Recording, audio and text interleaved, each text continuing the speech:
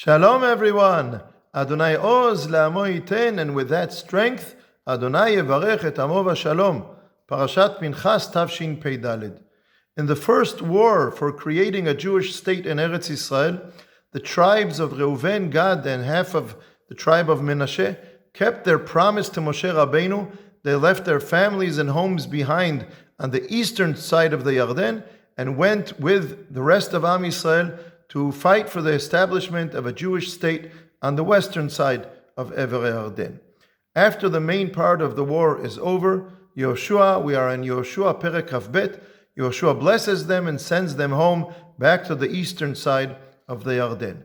They just crossed the Yarden, and immediately on the eastern side of the Yarden, they build an altar, a Mizbeach, and the rest of the tribes, the majority of Am Yisrael, are already very afraid that they are disconnecting from Am Yisrael, creating a separate Mishkan that will be competition for the Mishkan which is in Shiloh, and they gather and they intend to go to war with Reuven, Gad, and Chatzi Menashe. But before they go to war, they send a mission to them, and the tribes of the eastern side of the Yarden explain, God forbid, we had no intention to disconnect from Am Yisrael, quite the contrary. We built this altar not to be an altar for sacrifices, for korbanot, just to be similar to the altar in the Mishkan in Shiloh, so that we will always be an integral part of Am Yisrael, and we should never be thought to be something which is separate from Am Yisrael.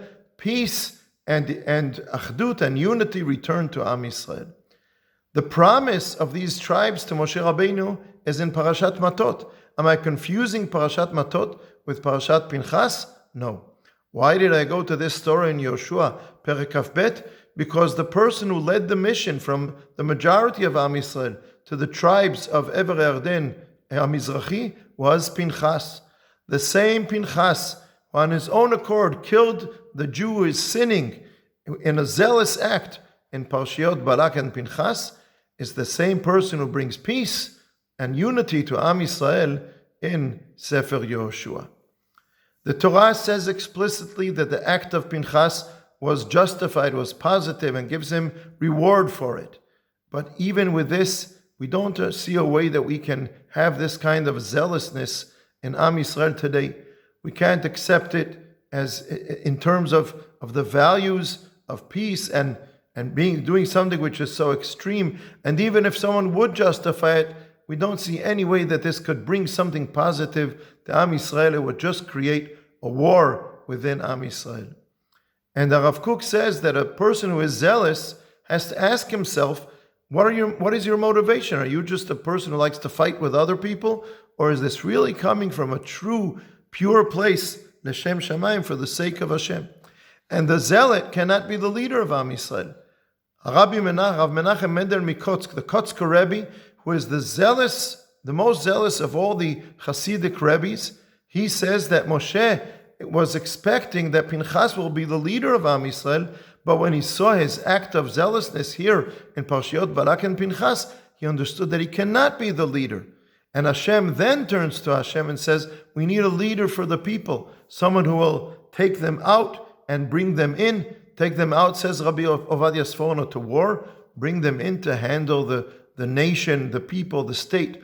It's one thing to be a Kanai, a zealous person, to lead a nation to war, but it's not the same kind of character that you need to lead a state in a society, and we need a different leader.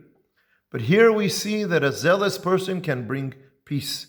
Maybe Pinchas was really the bracha that Hashem gave him in the beginning of Parashat Pinchas was fulfilled. Hashem says to him, Pinchas has turned my anger away from Am Yisrael by his zealously avenging me among them.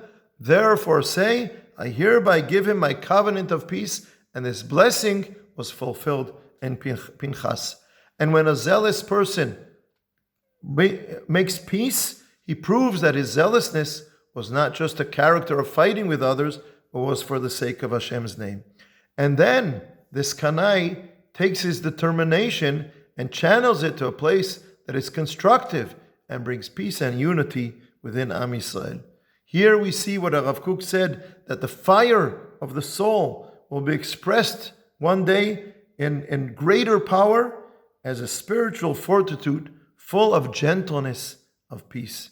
And maybe here we see in Pinchas, or we will see later on in Eliyahu, that the zealot goes through a certain kind of refinement and becomes one who brings peace, as Chachamim say in the last Mishnah in Masechet Eduyot, based on the Psukim in the prophet Malachi, that Eliyahu is sent to the world, Lasot Shalom, to bring peace to the world.